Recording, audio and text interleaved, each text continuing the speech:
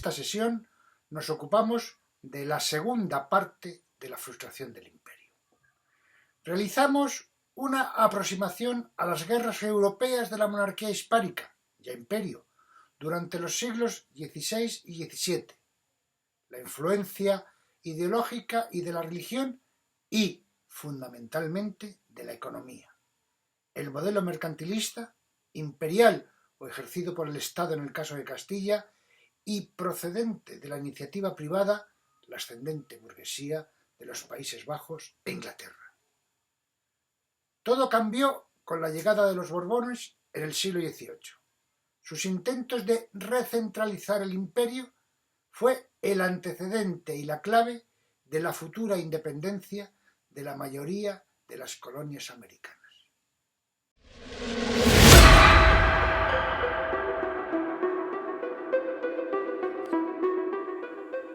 Las guerras en Europa tienen mucho que ver con la frustración del imperio, especialmente la llamada Guerra de los 80 años, principio del fin.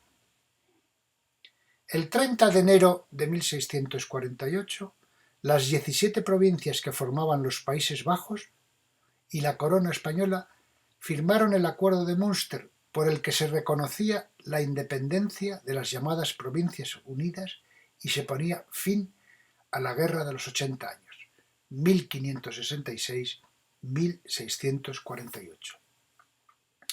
El acuerdo formó parte de la Paz de Westfalia, en la que también terminó la Guerra de los 30 años, y sirvió para que terminaran los enfrentamientos de uno de los mayores y más extensos conflictos bélicos de Europa y cuyas consecuencias se prolongaron en el tiempo. Carlos I de España, nieto de Maximiliano de Austria y de los Reyes Católicos, reunió en su persona un vasto imperio, tanto con territorios en Europa como en el Nuevo Mundo. La extensión era tal que resultaba muy difícil mantenerlo pacificado y las revueltas o intentos por aumentar la independencia y poder de estos eran comunes. El conflicto armado de las provincias de Flandes contra la monarquía de Felipe II comenzó en 1566 y muchos historiadores definen que la búsqueda de la independencia no fue el verdadero motivo de la guerra. El recién nombrado rey Felipe II decidió endurecer la defensa del catolicismo, enfrentándose al calvinismo que se había difundido en el centro de Europa, y centró su interés económico en su imperio de ultramar. Las cada vez mayores diferencias entre las metrópolis y sus colonias y la inestabilidad generada por las disputas religiosas y económicas pudieron llevar a los nobles flamencos hacia la rebelión. El potente mercado de los Países Bajos y su situación estratégica lo convertían en un foco de interés para las grandes potencias. Francia y Gran Bretaña apoyaron a las Provincias Unidas no solo para aumentar su influencia, sino para debilitar al imperio español y darle un golpe que a la larga resultaría demoledor. La monarquía hispánica mandó a más de 88.000 efectivos, pero todos los esfuerzos y recursos no fueron suficientes para salir victoriosos.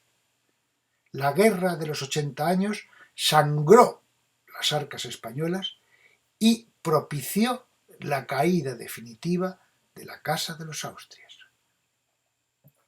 Atendamos a los aspectos ideológicos. Lo vamos a ver con Jean-Marc Pelourson en una historia general de España, que es la frustración del imperio, 1476-1714. Pelourson es catedrático de Lengua y Literatura Española en la Universidad de Poitiers y uno de los mejores expertos del mundo en Felipe III.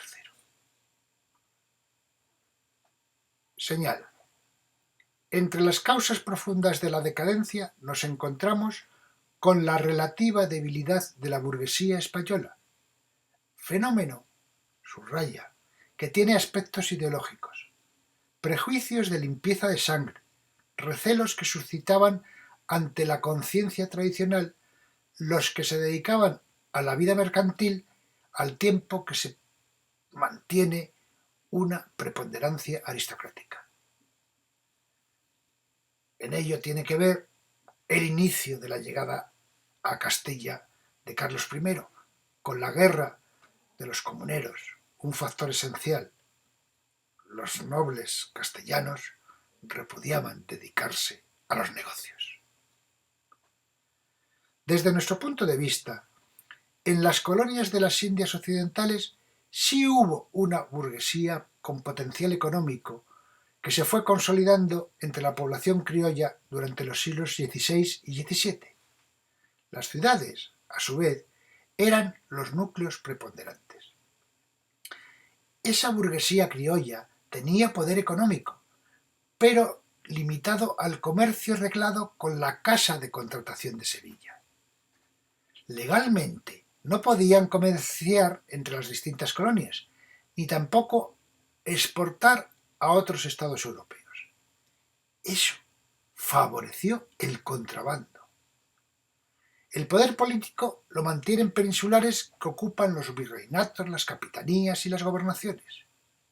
Un control laxo o corrupto permitió el desarrollo comercial y económico de la burguesía criolla durante la etapa de los Austrias menores, Felipe III, Felipe IV y Carlos II. Pero la situación, y ahora lo veremos, cambió en el siglo XVIII con la llegada de los Borbones. Las amenazas más directas al poder patrimonial de los monarcas no provinieron del interior de su burocracia. Se gestaron y desarrollaron en el seno de los grupos directamente relacionados con la estructura productiva de la sociedad.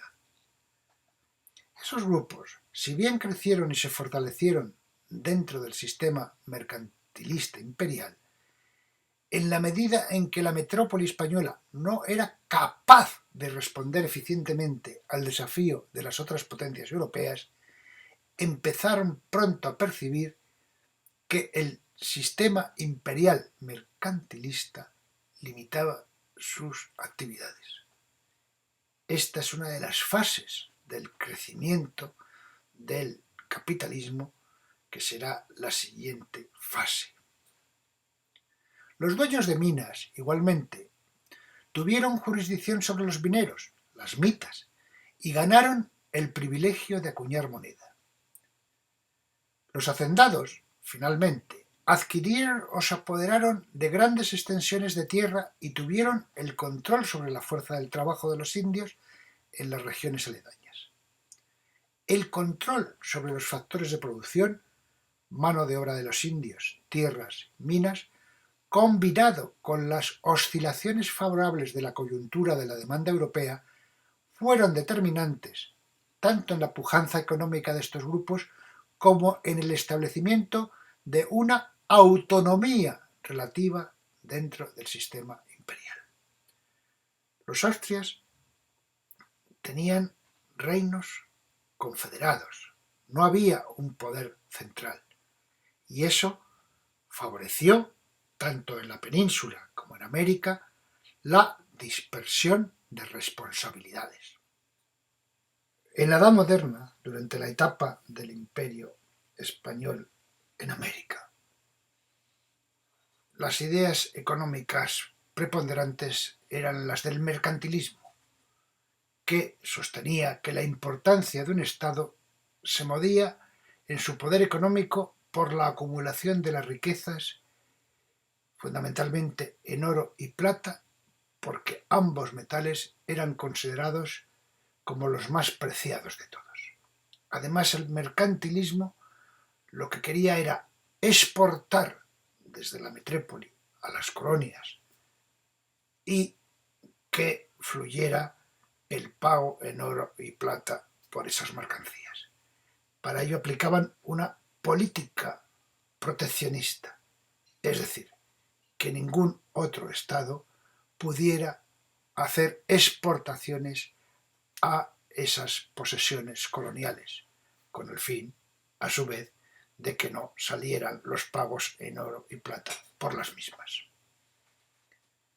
Ese sistema mercantilista, dada la profunda debilidad de la economía española, fue el flanco más débil del poder metropolitano. España no pudo absorber la producción colonial ni satisfacer la demanda del mercado colonial, y al mismo tiempo carecía del poder naval necesario para garantizar la efectiva vigencia del monopolio comercial. El comercio de contrabando permitió la emergencia de grupos nuevos con poder semimonopólico, y la actividad de esos grupos redujo sensiblemente los márgenes de beneficio de los comerciantes monopolistas, que eran aquellos que habían obtenido esa concesión por parte del Estado. Hay que añadir que muchos funcionarios privatizaron, vendieron sus funciones, y que el control a tan larga distancia y en territorios tan extensos era difícil de ejercer. Tras la Guerra de Sucesión, entre 1701 y 1713, los Borbones quieren reasumir el control imperial. Carlos III decidió hacer una reconquista en regla de las colonias indisciplinadas. Incluso nuevas reglas de comercio, dando entrada a catalanes e ingleses, redujo la influencia de la Iglesia con la expulsión de los jesuitas y las reducciones de Paraguay, y suprimió cualquier atisbo de poder político de los criollos, cargos solo para los peninsulares. Más de 3 siglos. Y en ese escenario, ¿cuáles fueron las claves de la independencia de la mayoría de las colonias americanas?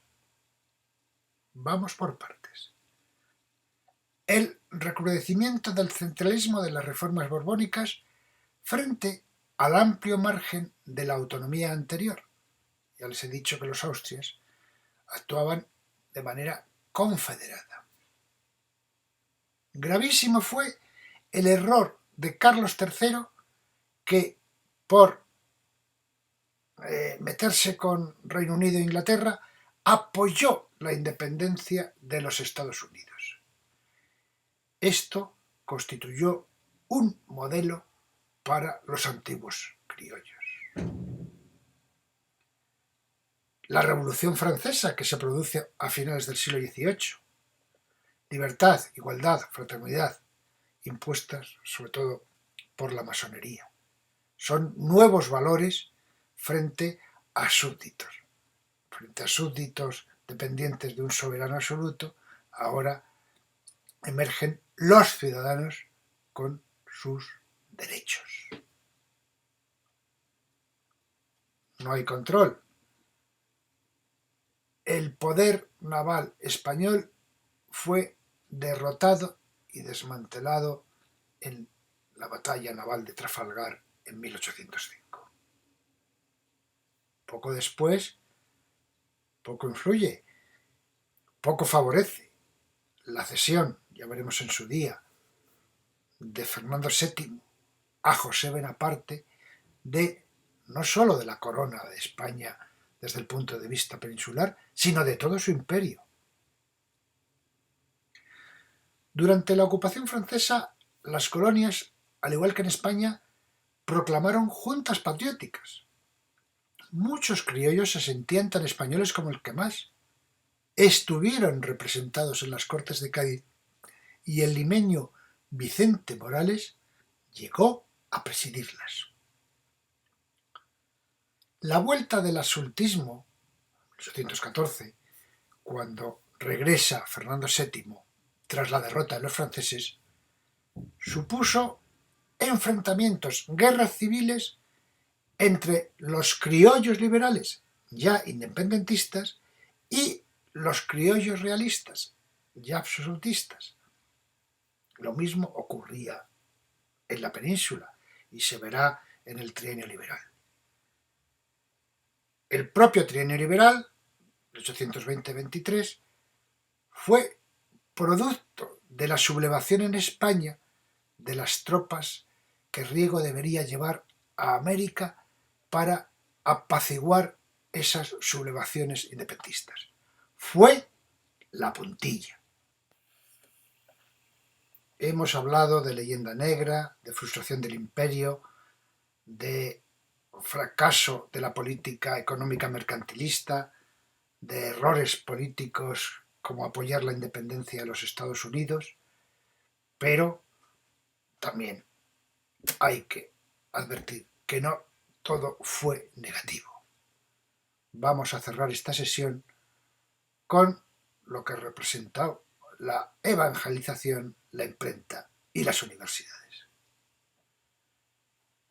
Hubo un leitmotiv, un inicio, si se quiere, muy elevado, de llevar a América la evangelización. Pero también tuvieron un papel central dos elementos fundamentales de la cultura de la época en este momento: la imprenta y las universidades. La primera imprenta llegó a México nada menos que en 1535 y a Lima en 1583. Desde las dos grandes capitales virreinales se editaron gramáticas, libros de devoción, diccionarios, tratados teológicos, poemas épicos. La vida universitaria también comenzó pronto en América. La primera universidad del continente se fundó en Santo Domingo en 1538. Lima y México, por supuesto, tuvieron las suyas, y en sus aulas no solo se enseñaron las disciplinas propias de los currícula europeos, sino que se aprendían el quechua o el aymara, lenguas útiles para la evangelización. La presencia española trajo, pues, una renovada vida cultural. Las ciudades más importantes concentraron un refinado ambiente artístico y literario. La producción intelectual que se podía leer en España cruzó el Atlántico. Los galeones transportaban en sus sentinas ejércitos de lazarillos, quijotes, celestinas, amadises. El saldo arrojado por las instituciones culturales fue singularmente rico. No se ha dado la importancia que merece el barroco colonial, ni su grandiosa arquitectura, ni la originalidad de su música, ni sus primeras manifestaciones literarias, como las Crónicas de Indias, un tesoro de la prosa castellana.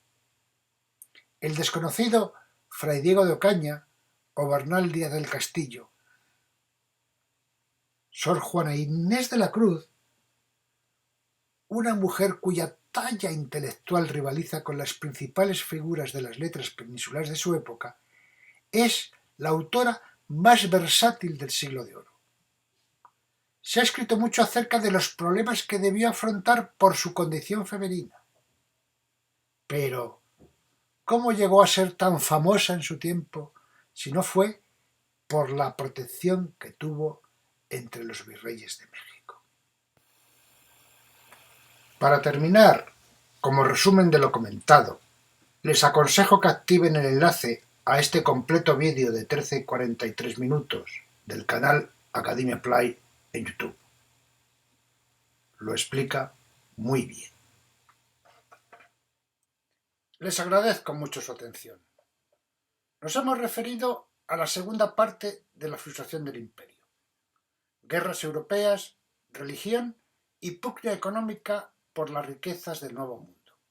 Etapas que fueron debilitando la monarquía hispánica de la Causa de Austria.